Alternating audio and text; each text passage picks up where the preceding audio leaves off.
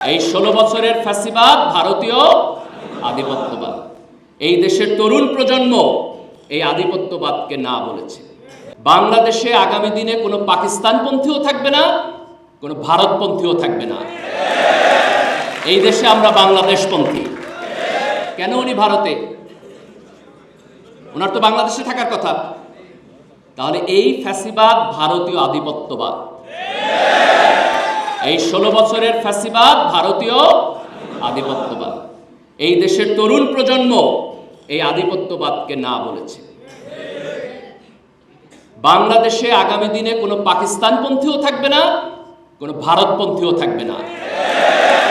এই দেশে আমরা বাংলাদেশপন্থী। এই দেশে আমরা বাংলাদেশপন্থী। বাংলাদেশে তার গণতন্ত্র, তার অর্থনৈতিক উন্নয়ন, তার সমাজ বিনির্মাণ, তার রাষ্ট্র বিনির্মাণ, এটি হবে আমাদের রাজনৈতিক এজেন্ডা ইনশাআল্লাহ। জুলাইয়ের অভ্যুত্থান যদিও ছাত্রদের নেতৃত্বে হয়েছে, বিশ্ববিদ্যালয় থেকে শুরু হয়েছে, কিন্তু এই গণ অভ্যুত্থানে এই দেশের সকল শ্রেণী এবং পেশার মানুষ অংশগ্রহণ করেছে। এইখানে আওয়ামী লীগ বিরোধী এবং এই ফ্যাসিবাদী সিস্টেমের অংশ ছিল না এরকম সকল রাজনৈতিক দল অংশগ্রহণ করেছে। বিএনপি অংশগ্রহণ করেছে, জামাত ইসলাম অংশগ্রহণ করেছে, ছাত্র দল অংশগ্রহণ করেছে, ছাত্র শিবির অংশগ্রহণ করেছে। তাদের সবার এখানে কন্ট্রিবিউশন ছিল। আমাদের জাতীয় ঐক্যের জন্য এই কন্ট্রিবিউশনকে স্বীকার করতে হবে।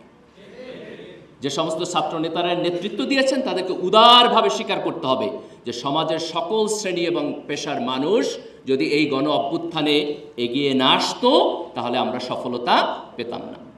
এমনকি আওয়ামী লীগের মধ্যেও যারা খুব বেশি খারাপ হয়ে যায় নাই, কিছুটা ভালো ছিল, তারাও শেষের দিকে গণ অভ্যুত্থানের পক্ষে নামছে।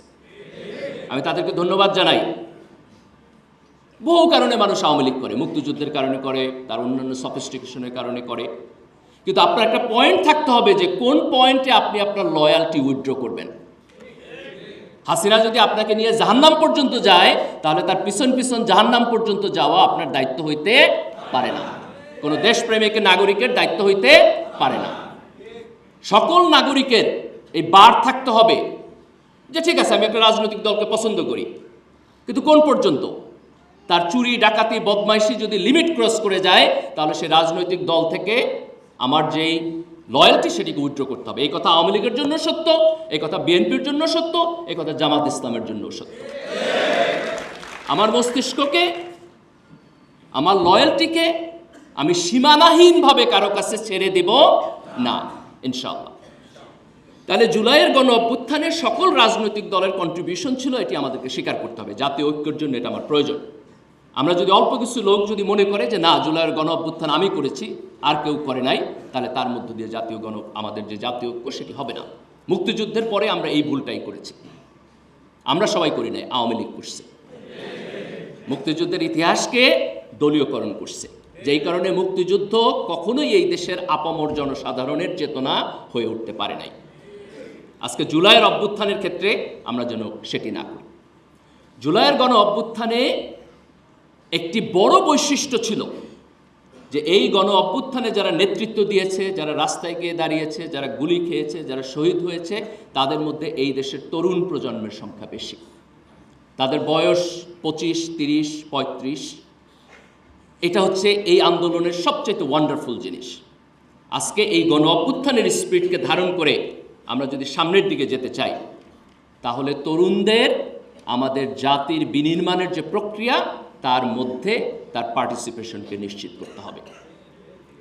যে সমস্ত রাজনৈতিক দল এই তরুণদের আকাঙ্ক্ষাকে বুঝবেন না তারা আগামী দিনে আওয়ামী লীগের মতোই হারায় যাবেন। আজকে বিএনপি এবং জামাত ইসলাম বাংলাদেশের দুইটা বড় রাজনৈতিক দল। আমি তাদেরকে অনুরোধ করব যে আপনারা তরুণদের আপনাদের রাজনীতির মধ্যে আরো বেশি করে নেন। আপনাদের স্থায়ী কমিটির অন্তত 50% লোকের বয়স 50-র নিচে হওয়া উচিত।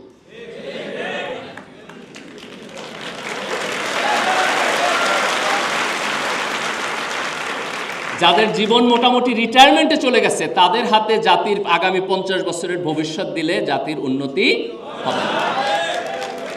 আর এক দল থেকে তরুণ নেওয়ার দরকার নাই, আপনার দল থেকেই নেন, কিন্তু তরুণদেরকে উঠায় নিয়ে আসেন। তরুণদেরকে উঠায় নিয়ে আসেন। তাইলে পরে আপনারা বুঝতে পারবেন যে তরুণদের পালস কি, তারা কি চায়, তারা কিভাবে চায়। এবং এই তরুণদের সাথে যদি এই পার্টিসিপেশন রাজনৈতিক দলগুলো করতে না পারেন, তাইলে পরে সামনের দিনে আপনারা আবার চ্যালেঞ্জের সম্মুখীন হবেন।